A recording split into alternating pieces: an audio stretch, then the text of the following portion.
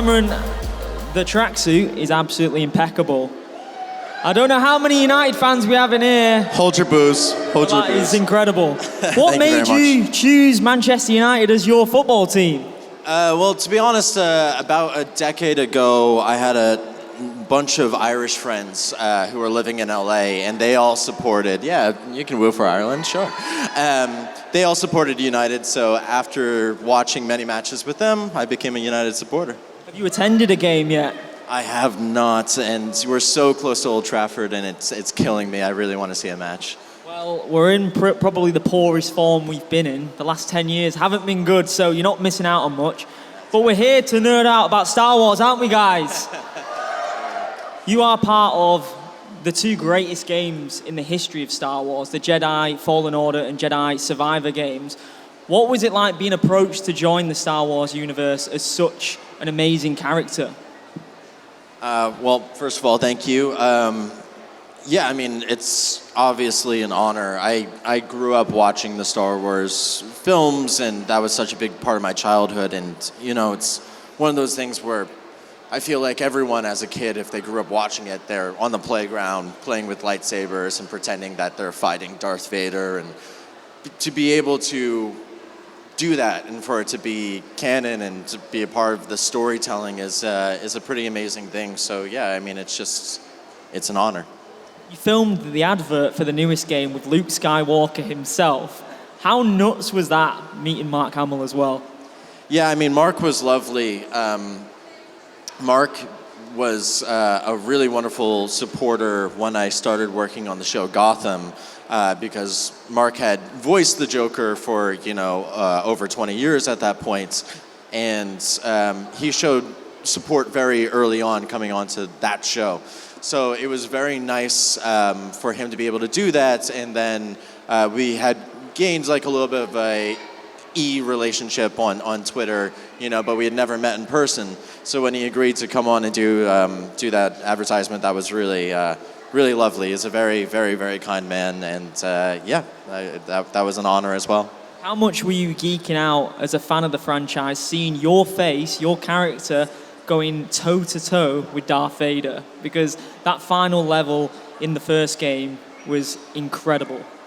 Yeah, I mean, that was amazing. That was one of those things that were kept under wraps until we sat down to do a first read of the script. And when they were doing this kind of like meeting over in the headquarters for Respawn, they would show art of like what the levels were, what the characters might look like, and kind of give like basically like concept drawings. We got to that part of the story, and they brought out the pictures of Darth, and it's like, oh, okay, we're doing that. Wow, that's amazing. So, I mean, it's pretty damn cool, I have to say.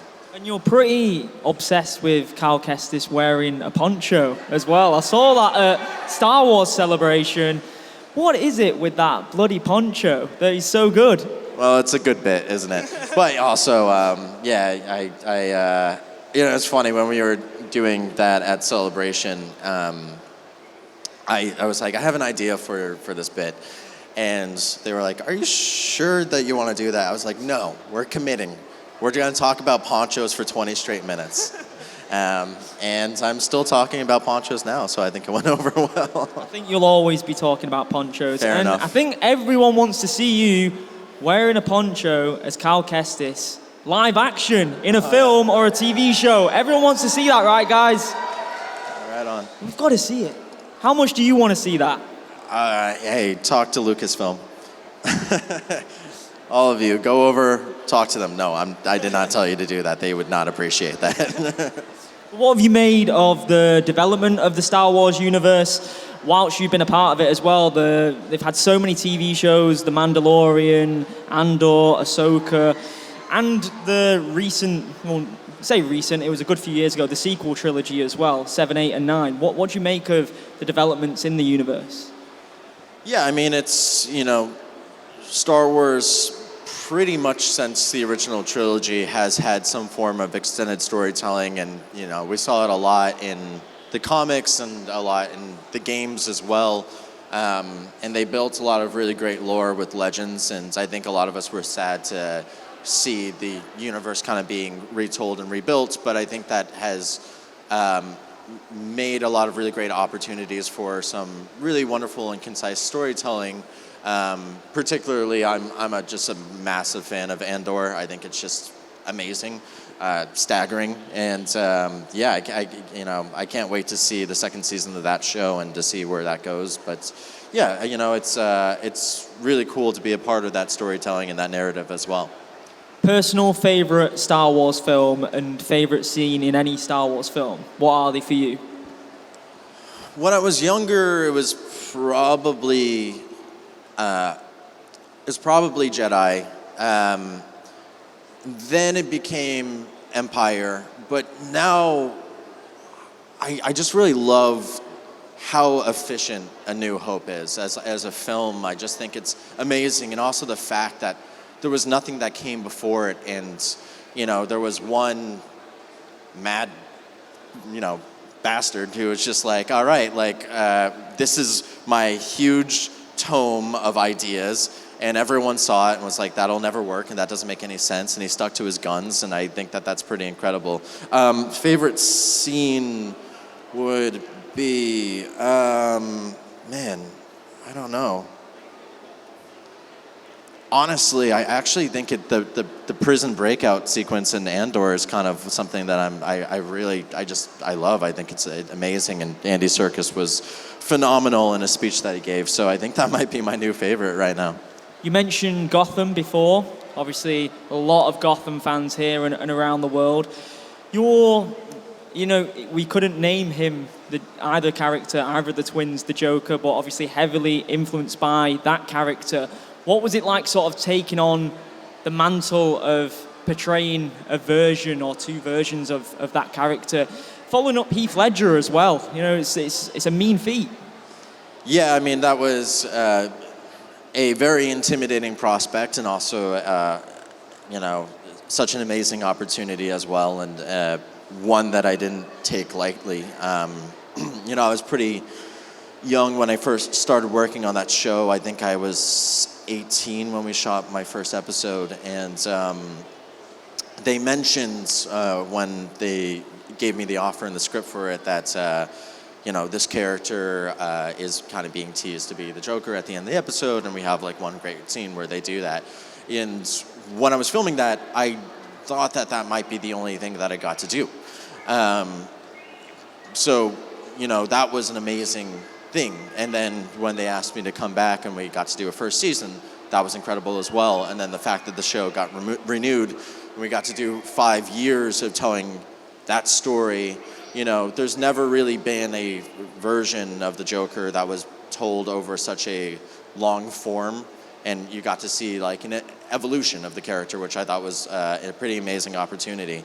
So yeah, I mean, that was a pretty cool thing. But I was also a huge fan of the Jack Nicholson Joker as well, and Mark Hamill's. But obviously, Heath's was legendary. I remember going to the theater when I was young. I was maybe 13, 14 years old, seeing The Dark Knight for the first time, and walking out and talking to my mom and just saying, I wish that I could play a character as interesting, as captivating as that.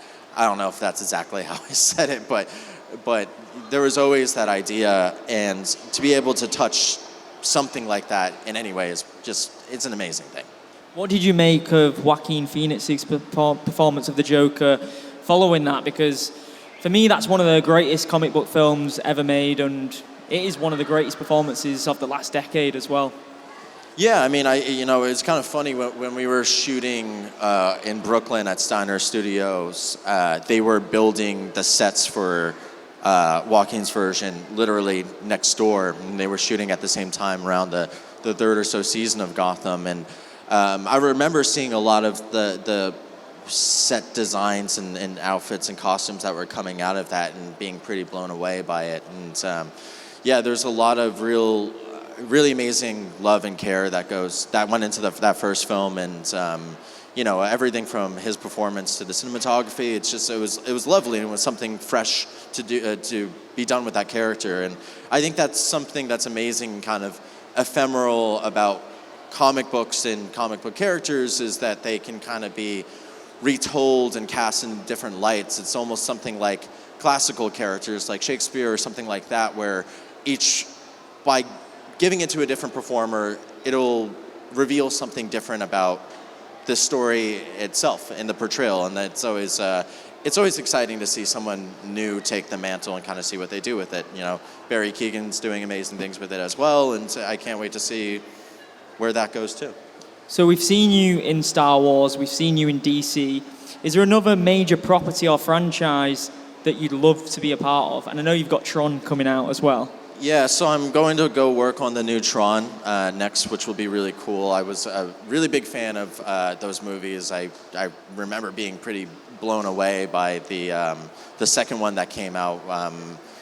Also, just because that soundtrack is so good by Daft Punk, so good. So it's an honor to be able to go over and do Tron, and everything that I've seen from that is really, really, really amazing, and I can't wait for people to see some of the design is just like, wow, that's so cool.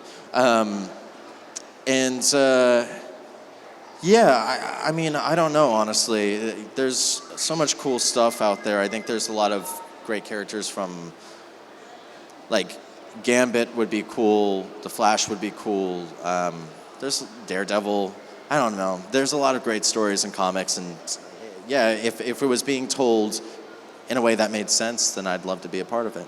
The upcoming Tron film is a bit of a full circle moment for you, because you were at the premiere of Tron Legacy back in 2010. Gosh, yeah, I remember seeing the interview of you there. I was very... He's a young man. Gawky and awkward, and it's like you're embarrassing high school photos, like forever, being contained. So I'm sure I'm going to be seeing a lot of those being brought back in the future. So that's embarrassing, but it's cool that I was excited about it then, and 10 years later, I'm getting to work on it. This is technically a sci-fi film as well. Well, it definitely is a sci-fi film. The first time I ever saw you on the big screen was Click, working with Adam Sandler.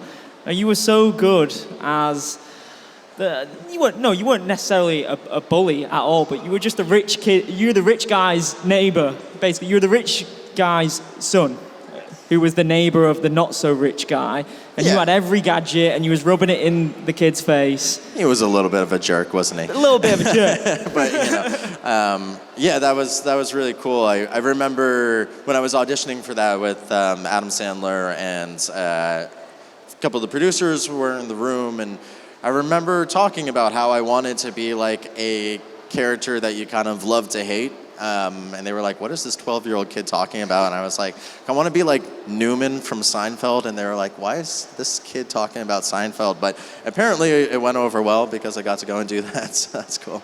You did a fantastic job. And personally, what was Adam Sandler like to work with on set? Because, destroyed a lot of toys that your character enjoyed on set.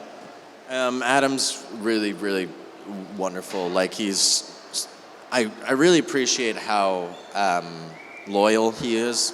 He's a person who all of his friends from like middle school or high school or college or whenever he met them, when he worked on SNL or whatever, he remembers them and he brings them back and he works with them over and over again. And it's not just like the actors that you see on the screen. It's the props guys, it's the sound guys, it's the caterers.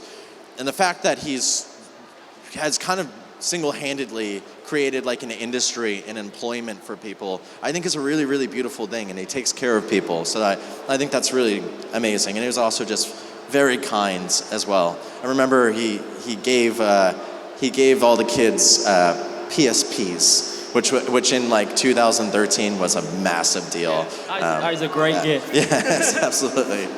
Okay, guys, I know a lot of you want to nerd out with Cameron, so we've got a microphone ready for you guys. If you just put your hand up and you can ask Cameron what you want. Cool.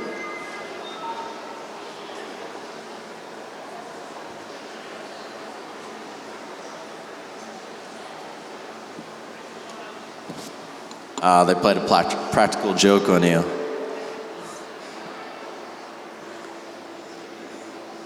No. we go. There we go. Hi, so obviously you were also, another big, quite popular TV series you were in was Shameless, apparently. So obviously that is an adaptation of the original English series.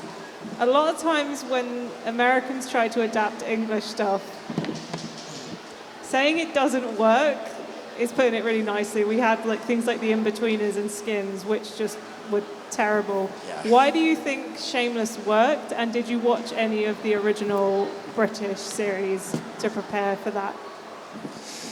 Yeah, I mean, it's interesting, you know, not to like slag off any show, but the American adaptation of Skins was such a heartbreaking disappointment for me when I was, you know, I loved that original series, and then I couldn't make it through an episode of that adaptation, which is a shame. But I think that in any story there are universals and there are constants, and with a show like Shameless, kind of understanding that there is a beautiful humor and balance to be found in some of like the ugliest or strangest things in life, and how you have to kind of embrace that chaos and that ridiculousness is, I think, a story that is universal. You know, the original Shameless was like such a quintessential Manchester show, and really it portrayed something about that culture. And when they translated it to an American audience, they really made it about the city of Chicago itself, which is a city that it has so much of its own sort of troubles and strife, but also is an amazing, amazing place. If you ever get the chance, go to Chicago. It's an awesome city. But I think that having both a respect for the original material, but then also having a willingness in the adaptation to translate it to something new, so that we were telling different stories, and you kind of take, you know, the first few episodes of the shows are somewhat similar, and then they really go off in their own direction, which I think was absolutely the right move, because when you have a different set of circumstances, you're going to have different answers and different, you know, evolutions of what that brings. So, yeah, I appreciate that you think it was a good adaptation, so thank you. Hey Cameron. Hello. As a fellow Mancunian, I highly recommend taking a 20-minute drive down to the Etihad Stadium, home of the Manchester City Blues. That's the rival team. Don't listen. No. Let's hear it. We've got a game tomorrow. I highly recommend it. You can head down there and watch a nice game of true football. But anyway. Well, if I ever need to get rid of some rubbish, I know where to drop it. Oh! Careful. I just wanted to ask, what is your all-time favourite Star Wars character? Gosh, who's red? Darth Maul. I'm just kidding. No, I don't know, man. I actually really, I know it's like a basic answer, but I do love Luke. I do really love Luke, and I'm hearing R2 as well. So the pairing of Luke and R2 is, yeah, it's the template. Thank you. Thank you.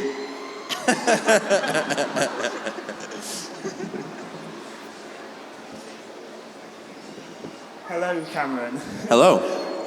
First things first, I've just been waiting to meet you for so long. Like, I've loved you since Gotham. Like, when I first saw you on the TV, like, I just thought to myself, I'm gonna absolutely love this character. And then when you returned in season 2, like, you absolutely smashed it. You were just so amazing. Thank you. And really, really quickly, I remember I was at Celebration, and I was showing my friends where the photos were, and I just stopped, and they were like, "Are you okay?" And I just turned my head, and I saw you on the stage. I was like, "It's Cameron," and I was like shaking with excitement, because I really wish, like,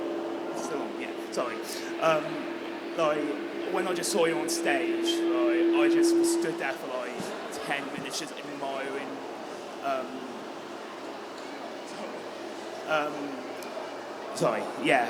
I just remember just seeing you on stage at Celebration, and like, I just got so excited. But I just want to say thank you for everything you've done. Like, you are absolutely amazing.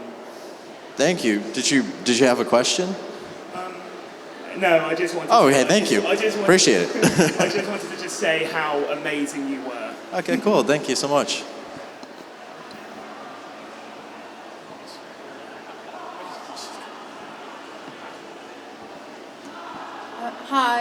I just wanted to ask, what was the most interesting character for you to play? I always like to say it's the character I haven't played yet. You know, truth is also, there's a lot of characters that you perform, if you perform in theater or if you perform in auditions, or there's so many other characters that you play as an actor that don't necessarily get to be seen by a lot of people. And sometimes your favorite performances as an actor are the ones that not a lot of people or anybody has gotten the chance to see, which is like a strange thing. But also, I am very appreciative of every character that I get to play, because it's always a lesson, and there's something to be gained or grown from doing it, or there should be at the very least. So yeah, I wouldn't, I know that's a non-answer, but I don't think I'd be able to pick just one. Hi, Cameron. Hey. Firstly, I have a small request. Can you help me? It's like, I really love actor's life for your player as Jerome. It's like who is the boss? Yeah, I'm the boss. I very love the actor's life. And secondly, I have a question. It's about, you know, in the Gotham, like Jerome Alaska and Jeremiah Alaska. And I think they are all two totally different personalities. But how did you do that? It's like, I think they are totally different, but you did it very like charming. It's like, I love it. So can you help me to resolve it? Yeah, I mean, it's hard to say how you do something. Every character has a different way of problem solving. They're faced with questions and they problem solve. And generally their philosophy or outlook or experiences in life dictate how they respond to them. So if you can try to build a understanding of a character's history or their backstory, then there are answers that just seem to make more sense than others. So rather than trying to take one character and say, oh, let's make them different, you instead try to just understand who they are, and naturally they will become different just by doing that. Oh, by the way, so to your own opinion, between the Jerome and the Jeremiah, which one do you like best, like better? Oh no, it's picking children. You can't just choose one, you know. They're both unique and special and lovely people in their own ways. Yeah, well, thanks.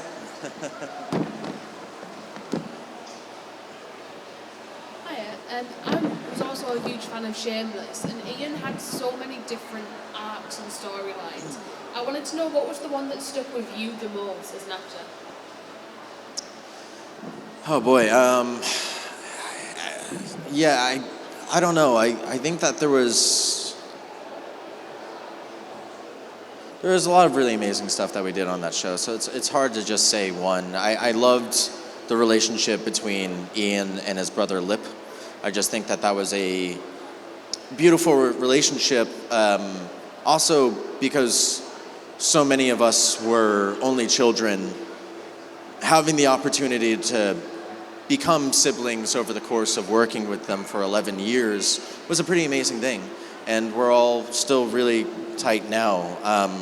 So I don't know if there's just one, but you know, Ian and Lip's storyline to me was just something that always was very special. And any time that we had the opportunity to do those scenes, we always knew that it would be memorable in some way, which was really, really, really great.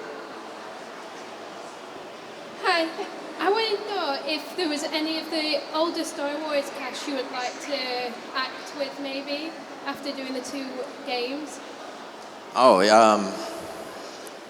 Mace Windu, probably. A little bit of Samuel L. Jackson. It's never a bad thing. So, yeah, I mean, you know, I know he's supposedly dead right now, but that would probably be my choice.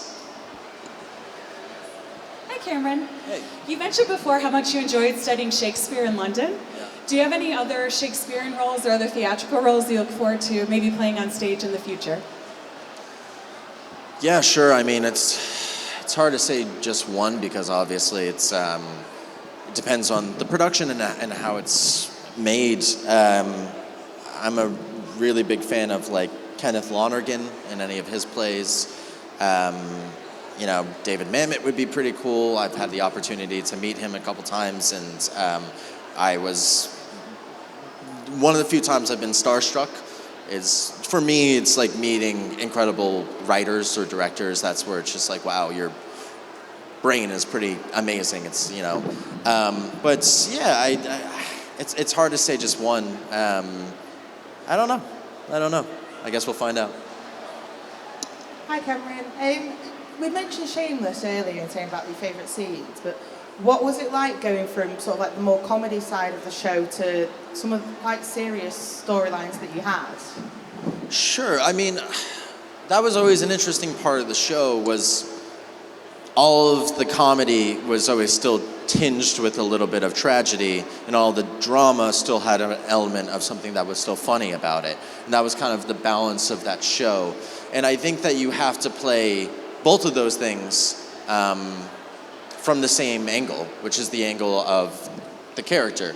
And to me, the least funny thing in the world is a performer in a story trying to be funny. I just don't think that works, and it always kind of takes me out of it. If it's, you know, like a madcap comedy or something, maybe. But outside of that, if you're trying to tell a genuine story where you want to invest in the characters, then they should be deadly serious about it. So I don't know. I don't think that there's a separation in approach, at least for me personally. But yeah, I mean, it was amazing to be able to do both of those things. So, back when you got the role of Cal Kestis for Fallen Order, what was the story of it? Like, how did you actually get the role? How were you approached for it? Yeah, so I had gotten an audition for a video game, which was pretty rare because I think I'd only auditioned for 2 over the course of my life. But my agent was like, this is going to be a pretty big one. I was like, okay. Went and looked at the sides, which were all dummy sides. They're fake sides just to keep it, you know, secret. And I read there was like dark wizards and witches and the use of black magic and stuff. I was like, I think this is Star Wars. I think I know what I'm reading here. And so it was immediately like, yes, let's audition for that. And got in the room and did the audition. It went well. And they handed me a toy lightsaber and were like, we just want to see if you can move around with this and do something with it. I was like, I knew it. So yeah, that was pretty cool. And I only had that one audition, but it took months after that point before I actually found out that I had gotten the role. So that was a pretty amazing and exciting thing. Hi, I just want to ask, are there any shows or franchises, because you've obviously been in loads, we've talked about Tron and that, but is there anything that you haven't been in that you would have liked to be in? Like any other movie franchises or shows that you thought that would have been awesome to be in? Oh man, I mean, there's so many things that are done that I wish I would have had the opportunity. You know, Breaking Bad, Dexter, The Sopranos. Like, there's so many great shows. I think it would be easier to list all the things that I wish I wasn't a part of than the things I was. But, you know, obviously, if they're brilliant, they were brilliant because of who was in them and when they were made and how. So I wouldn't want to be in them because it probably would be different. What's your favorite part of being an actor? Favorite part? Well, getting to go cool places and meet cool people is definitely a very nice part of it, I'd have to say. Also craft services, which is when they give you food. Getting food is always very nice, especially when it's free.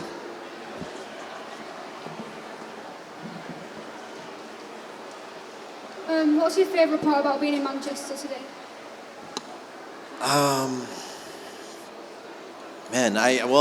Everyone I've met here has been lovely.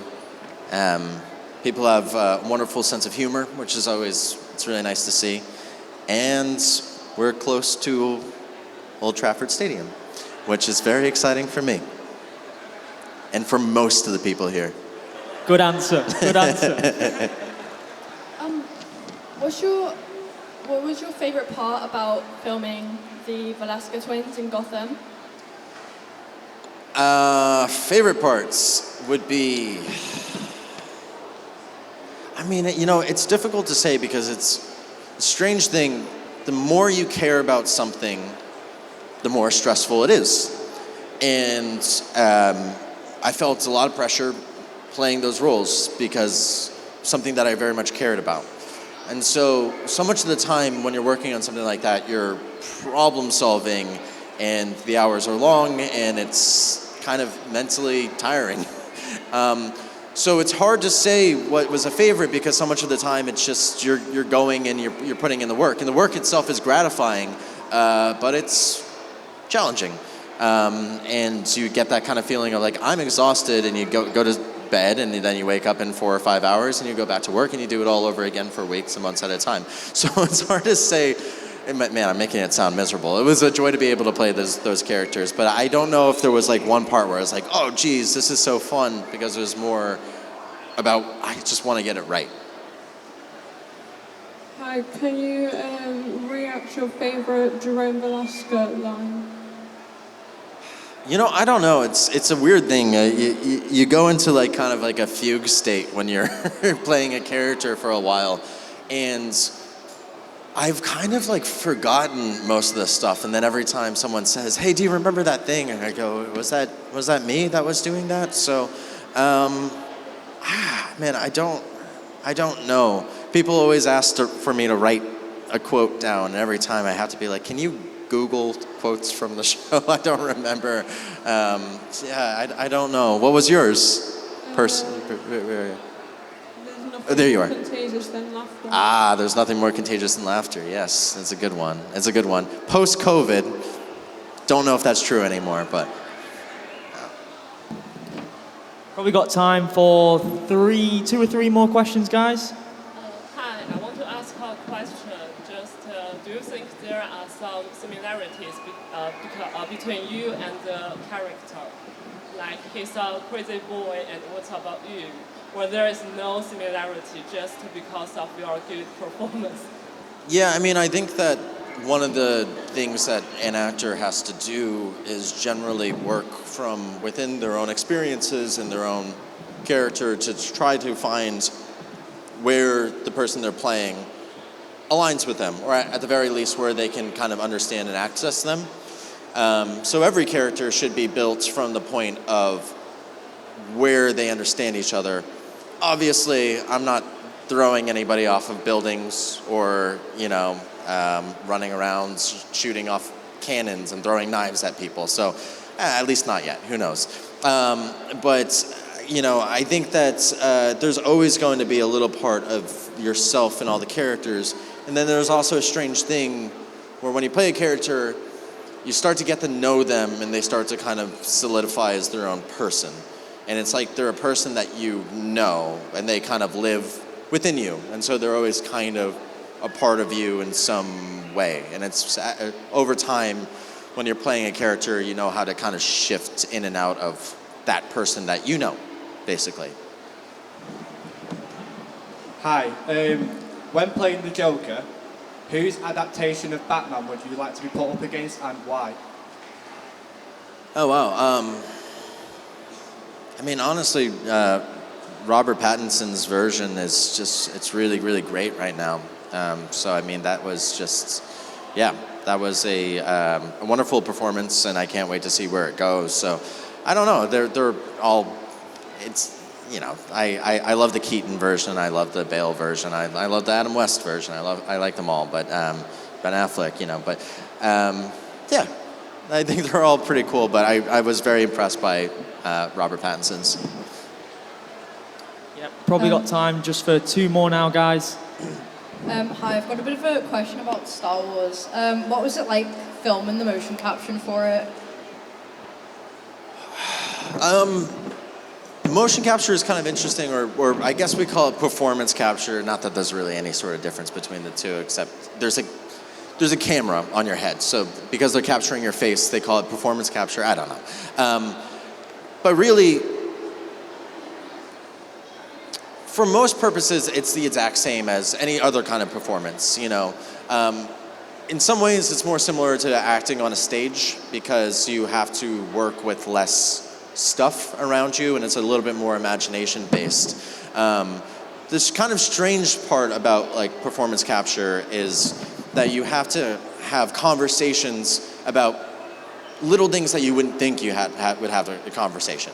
By that I mean, if you walk into a room and there's a door with a handle, you have to know if it's this kind of handle or this kind of handle. You have to know if it opens this way or this way. You have to know how wide the door is. There's a lot of just like very practical things that you don't really think about and you kind of take for granted when you just have a door.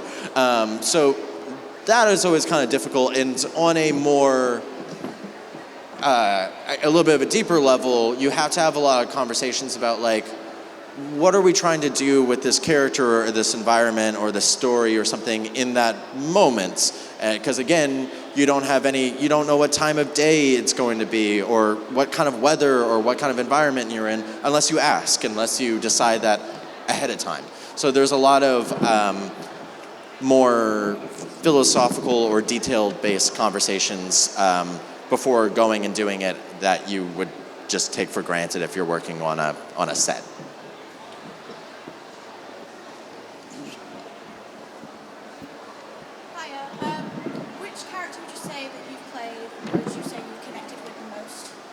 Sorry, one more time? Which character, well, the characters that you've played, which one would you say that you've connected with the most? Oh boy. Honestly, there's some smaller movies that I've done that I felt I had personal connections to the characters as well, or I felt like I wanted to tell their stories. But again, I think that it's one of those things where if you begin to try to understand or put yourself in somebody's shoes, you care about them and you want to further understand them and tell their story as best as you can. Yeah, I don't know. Again, I hopefully it's the one that I haven't played yet. That wraps up the Q&A, guys. Everyone give it up for Cameron Monaghan.